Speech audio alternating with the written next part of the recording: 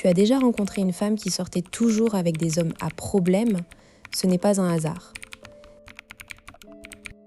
Derrière ce schéma se cache un mécanisme psychologique puissant, ancré dans notre biologie, la tendance maternelle.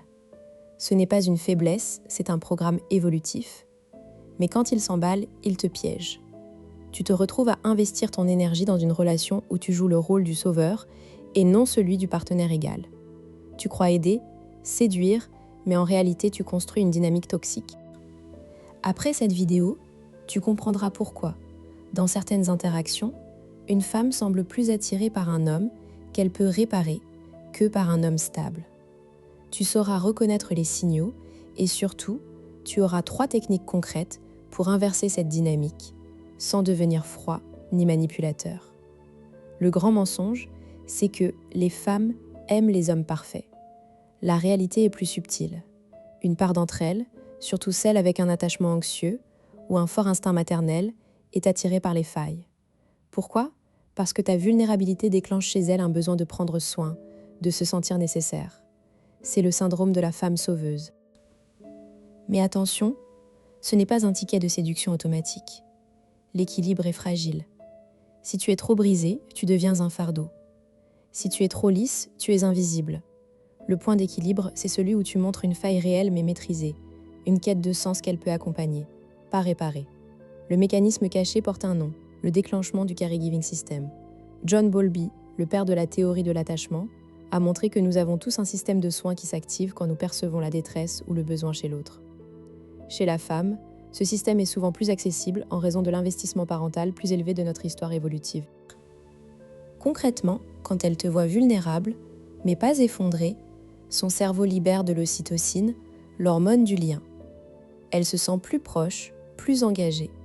Mais si ta vulnérabilité est trop lourde ou chronique, le système sature. Elle passe de la compassion à la lassitude. D'où l'importance de la forme. Tu peux être un homme qui a des blessures, mais pas un homme qui se noie. Prenons un exemple concret. Sophie, 34 ans, travaille comme auxiliaire de puériculture à Nantes. Elle est célibataire depuis 2 ans. Ses amis lui disent qu'elle attire les âmes perdues. Son dernier ex était un musicien sans emploi et dépressif. Pourtant, Sophie est intelligente, indépendante. Pourquoi ce schéma ? Un soir, elle rencontre Mathieu, 38 ans, chef de chantier à La Roche-sur-Yon. Mathieu a une vie stable, un métier physique, pas de gros problèmes apparents. Premier rendez-vous, agréable mais plat. Sophie ne ressent pas d'étincelle. « Il est trop !»« Normal, dit-elle. » 2 semaines plus tard, elle rencontre Thomas, 35 ans, graphiste freelance à Nantes. Thomas a du talent mais galère à se faire payer par ses clients. Il lui confie lors d'un verre « Parfois, je me demande si je suis fait pour ce métier. J'ai l'impression de courir après des projets qui ne se concrétisent jamais. » Sophie se sent immédiatement attirée. Elle veut l'aider, lui donner des conseils, lui trouver des contacts. Que s'est-il passé ? Thomas a activé son caregiving system. Il n'a pas joué la victime, il a partagé une difficulté réelle avec une pointe de vulnérabilité maîtrisée. Il ne pleurait pas, ne se plaignait pas. Il décrivait un défi. Sophie y a vu un espace où elle pouvait apporter de la valeur. Elle s'est sentie utile, spéciale. L'attirance est née de là.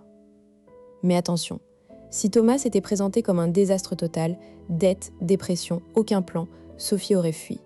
Le dosage est crucial. La faille doit être un point de connexion, pas un gouffre. Comment reconnaître si tu es dans cette dynamique ? Voici 3 signaux. 1. Elle te pose beaucoup de questions sur tes problèmes, mais pas sur tes passions. 2. Elle te fait des suggestions concrètes pour améliorer ta vie. 3.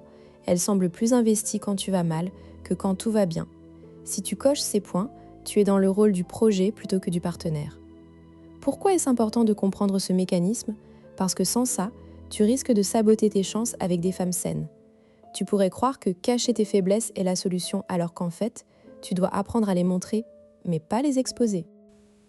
Quand tu maîtrises ce concept, tu peux choisir intentionnellement quand et comment partager une vulnérabilité. Tu n'es plus le jouet de la biologie, tu deviens celui qui guide l'interaction. Et ça, c'est un puissant vecteur d'attirance. Voyons maintenant 3 techniques concrètes pour utiliser ce levier sans tomber dans le piège. Technique 1, la vulnérabilité dosée. Partage une difficulté passée ou un défi actuel, mais en montrant que tu as une stratégie pour le gérer. Exemple, je galère avec mon nouveau logiciel comptable. J'ai pris un cours en ligne, mais ça prend du temps.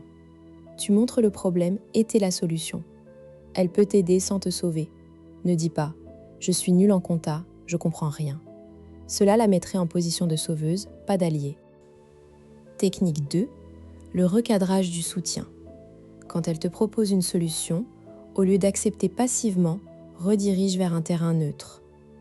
Exemple, elle dit « tu devrais essayer ce logiciel ».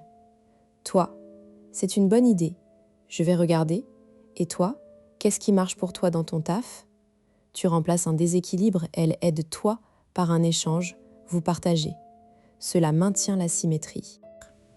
Technique 3. La contre-vulnérabilité. Dans un moment de connexion, partage une peur qui n'est pas un problème pratique, mais une crainte existentielle. Exemple, parfois je me demande si j'aurai assez de temps pour tous mes projets. Cela touche à sa fibre maternelle, elle veut t'apaiser, sans tomber dans le matériel. Accompagne d'un sourire confiant. Tu es vulnérable, mais pas fragile. Tu vas peut-être te dire « mais si je montre ma faiblesse, je vais perdre en attractivité ». C'est l'inverse. Les femmes qui ont un fort instinct maternel sont plus attirées par les hommes qui osent montrer leurs failles, à condition que tu restes un leader de ta propre vie. Une autre objection, je ne veux pas manipuler. Ce n'est pas de la manipulation, c'est de la communication authentique et dosée. Tu ne mens pas, tu choisis ce que tu révèles. Revenons au début. Le piège du sauveur te condamne à des relations déséquilibrées. Mais le pouvoir d'une vulnérabilité maîtrisée peut créer une connexion profonde. La clé, c'est l'intention. Ne cherche pas à être sauvé, cherche à être compris. Ne cherche pas à sauver, cherche à accompagner. Si tu veux aller plus loin, abonne-toi, active la cloche. Et dans les commentaires, dis-moi, quel est ton rapport à la vulnérabilité en séduction ?